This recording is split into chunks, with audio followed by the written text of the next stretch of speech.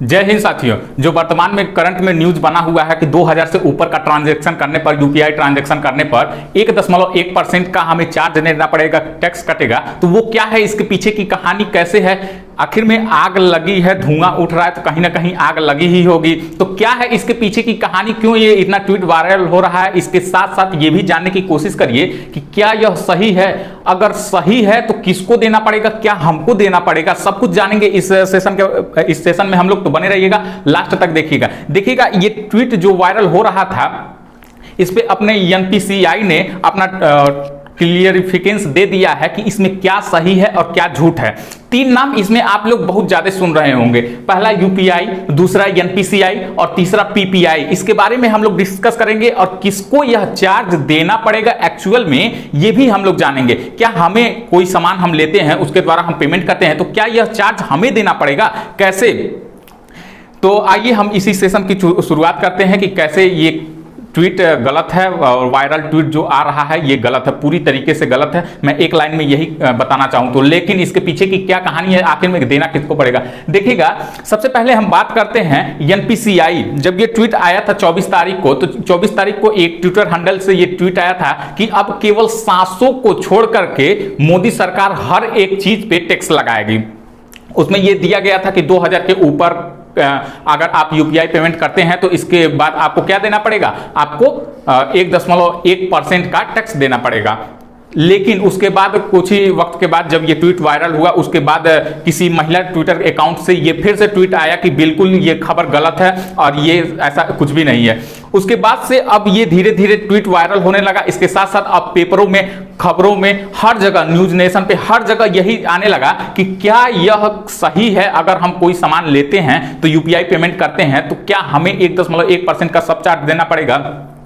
तो एनपीसीआई ने, अगर हम बात करें एनपीसीआई की, तो national payment corporation of India इसका फुल फॉर्म हो जाता है। एक क्या है, ये एक ऐसी संस्था है, जब 2007 में जब आरबीआई ने बैंकों के ऊपर अपना नियंत्रण पूरी तरीके से कर लिया, तब इसने सोचा कि हमें एक और कंपनी की स्थापना करना चाहिए। जब पूरी तरीके से क्या हो रहा था, सब कुछ डिजिटल रूप में आ रहा था, तो इसने 2008 में एनपीसीआई की स्थापना हुई और एनपीसीआई ने बहुत बढ़िया काम किया हर एक क्षेत्र में। जो हम लोग आज डिजिटल हुए हैं, जो कैशलेस हुए हैं, उसमें एनपीसीआई का बहुत बड़ा हाथ है। जैसे हम लोग कहीं आधार से पैसा निकाल लेते हैं, यूपीआई पेमेंट कर लेते हैं, भारत पे, रूपे, भीम पे, तो ये सब क्या है, ये इसमें एनपीसीआई का बहुत बड़ा एक रोल है। इसी की वजह से हम लोग आज कैशलेस हो पाए हैं।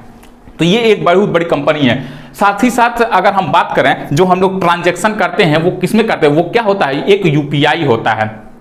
तो एक बात जान लीजिए, जो यह 2000 की बात निकल के आ रही है कि 2000 के ऊपर 1.1% का चार्ज कटेगा, ये बिल्कुल पूरी तरीके से झूठ है। लेकिन किसको देना पड़ेगा वही हम लोग आज समझते हैं। बात करते हैं कि जब ये न्यूज वायरल हो रहा था तो यही इसमें आ रहा था कि 1 अप्रैल से ये लागू हो जाएगा। लेकिन बात को समझिएगा कि क्या है इसमें। अगर मान लीजिए कि हम कहीं दुकान पे जाते हैं, तो अपने बैंक अकाउंट से ट्रांसफर करते हैं, मतलब यूपीआई पे करते हैं, और उस मर्चेंट के अकाउंट में, मतलब जो दुकानदार है उसके बैंक अकाउंट में यूपीआई जो कोड रखा रहता है उसमें करते हैं, तो कोई भी पैसा नहीं चार्ज कटेगा। मैंने क्या कहा कि अपने बैंक अकाउंट से चार्ज किस पे कटेगा, तो चार्ज किस पे कटेगा, अगर हम वॉलेट का इस्तेमाल करते हैं तो। वॉलेट क्या है, अब ये समझिए, जैसे आपने अमेजन वॉलेट सुना होगा, पेटीएम वॉलेट सुना होगा, और हर एक ऐप का लगभग अपना वॉलेट है। तो वॉलेट में भी उनका कटेगा जो कि 2000 से ऊपर उसमें वॉलेट में पैसा रखते, और वो भी नहीं किनका, मान लीजिए कि हमारे वॉलेट में 2000 के ऊपर पैसा है और हमने 2500 का कोई सामान खरीद लिया, और उस वॉलेट से हम अगर पेमेंट करते हैं, तो ये नहीं कि मेरा पैसा कटेगा, जो इसका रिसीवर रहेगा, जो रिसीव करेगा, उसका वो क्या करेगा, 1.1% कटेगा। अभी भी नहीं समझ में आया तो एक बात और जानिए, पेमेंट हम 2 तरीके से करते हैं। पहला पेमेंट होता है P2P और दूसरा क्या होता है, पीयर टू पीयर मर्चेंट। पहला होता है पीयर टू पीयर और दूसरा होता है पीयर टू पीयर मर्चेंट या पीयर टू मर्चेंट। मतलब हम कोई सामान्य आदमी किसी दूसरे सामान्य आदमी को पैसा पे करता है, वो किसमें आता है, पीयर टू पीयर आता है सामान्य। अगर हम सामान किसी दुकानदार को पेमेंट करते हैं तो पीयर टू मर्चेंट हो जाता है, ठीक है। और वो भी ये दोनों प्रकार के ट्रांजैक्शन में अगर हम बैंक अकाउंट से, जैसे कि गूगल पे हो गया, उसमें वॉलेट है नहीं, उसमें बैंक अकाउंट चलता है, तो डायरेक्ट बैंक अकाउंट से उस बारकोड पे स्कैन करते हैं तो वो किसी भी प्रकार का चार्ज नहीं लगेगा। लेकिन यदि मान लीजिए कि हमारे पास पेटीएम है और हम अपने पेटीएम में पैसा रखे हुए हैं, 2000 के ऊपर रखे हुए हैं, और कोई सामान लेने जाते हैं और उसके बारकोड से पेमेंट, उस बारकोड पर अपने पेमेंट वॉलेट से पेमेंट करते हैं, पेटीएम वॉलेट से यदि हम पेमेंट करते हैं तो मेरा भी नहीं कटेगा, उस दुकानदार का कटेगा, ठीक है। उस दुकानदार का 1.1% कटेगा। और उसमें भी परसेंटेज का भी सुन लीजिए कि परसेंटेज निश्चित भी नहीं है कि 1.1% कटेगा कि कितना कटेगा, तो वो 0.5 से 1.1 कुछ भी कट सकता है। अलग अलग क्षेत्रों में अलग अलग परसेंटेज निर्धारित किए गए हैं। अब सुनिए कि दुनिया में, मतलब पूरे भारत में कितने परसेंट लोग इसका इस्तेमाल करते हैं, इस पे ध्यान देने वाली बात है। तो 99.9% ये किसका इस्तेमाल करते हैं? यूपीआई का इस्तेमाल करते हैं, मतलब डायरेक्ट बैंक अकाउंट से पे करते हैं। 0.1% ही मात्र केवल ऐसे लोग हैं जो वॉलेट में पैसा रखते हैं और वॉलेट से निकाल करके, मतलब वॉलेट से ही डायरेक्ट उसको पे करते हैं। वो कितने हैं? तो 0.1% है। उसमें भी सुनिए 0.1% में भी कुछ लोग ऐसे हैं जो कि 2000 से कम का, मान लीजिए कि बिस्किट ले लिए 10 रुपए का, वॉलेट से कर दिए, मतलब कि 2000 से कम का बहुत कम लोग हैं, मतलब बहुत ज्यादा लोग हैं उस 0.1 के हिसाब से। बहुत ज्यादा लोग हैं जो 2000 के नीचे का मतलब कि सामान लेते हैं। 2000 के ऊपर का सामान लेने वाले वॉलेट से बहुत कम लोग हैं। उन्हीं बहुत कम लोगों का मतलब कि ये लगाया गया है। ये इसमें ये कहना चाह रही है सरकार कि हम क्यों बिचौलिए का प्रयोग करें, क्यों हम वॉलेट का प्रयोग करें। अकाउंट किस लिए खुला गया है? आप वॉलेट में पैसा क्यों रख रहे हैं? आप डायरेक्ट टू डायरेक्ट क्या करिए, अकाउंट से डील करिए। आप 5000 का, 10,000 का, 1 लाख का, कितना हो का भी खरीदारी कर रहे हैं, बेच रहे हैं, तो वो क्या करिए, अकाउंट टू अकाउंट सब कुछ करिए। क्यों वॉलेट का इस्तेमाल किया जा रहा है? अगर वॉलेट का इस्तेमाल करेंगे तो साहब हम पैसा लेंगे ही। 0.5 से 1.1% कुछ भी हो सकता है ये पूरा चार्ज।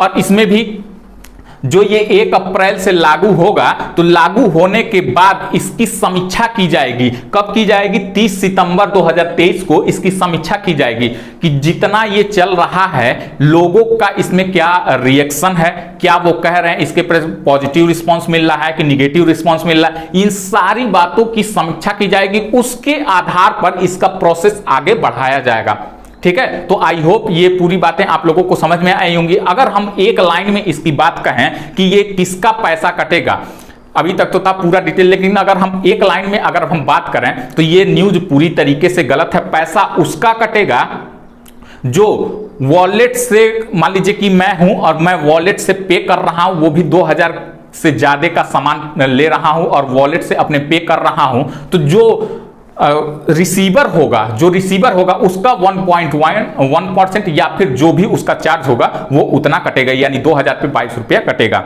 ठीक है। जो रिसीवर होगा उसका कटेगा। अब कुल मिला जुला के सुनिए कि कटने किसके वाला है, कटेगा किसका। तो कहीं ना कहीं दुकानदार वाला भी, अगर ऐसे ही प्रोसेस चलता रहा तो कहीं ना कहीं दुकानदार वाला भी ये क्या करेगा कि आपकी मर्जी है, आप सामान ले रहे हैं, आपकी पसंद है, आप सब कुछ कर रहे हैं, तो हम इसमें क्यों घाटा सहने जाएं। तो वो कहीं ना कहीं 2000 का सामान, वो अपने सामान की कीमत को ही बढ़ा देगा, जिसमें क्या हो कि वो जो टैक्स कटे जाए तो उसके अकाउंट से, लेकिन कहीं ना कहीं वो पैसा कहां से जाए, आपके मतलब वॉलेट से जाए, आपके बैंक अकाउंट से जाए। तो कहीं ना कहीं पिसने वाला है आम आदमी, ठीक है। तो आपकी इस पे क्या प्रतिक्रिया है, क्या राय है, तो आप लोग इस पे कमेंट करके जरूर बताइएगा कि क्या यह सही है कि नहीं सही है। सब कुछ आप लोग जान गए होंगे, अभी तक के इस पूरे डिटेल के माध्यम से जान गए हों। अगर आप लोग पूरी तरीके से समझ रहे हैं तो अपना फीडबैक जरूर दीजिएगा कि क्या यह सही है कि नहीं सही है। आई होप ये पूरा वीडियो आप लोगों को समझ में आया होगा, और अगर वीडियो आप लोगों को अच्छी लगी हो तो वीडियो को लाइक कीजिए, शेयर कीजिए, और जो लोग भी चैनल को सब्सक्राइब नहीं किए हैं वो लोग चैनल को सब्सक्राइब कर लें। धन्यवाद साथियों।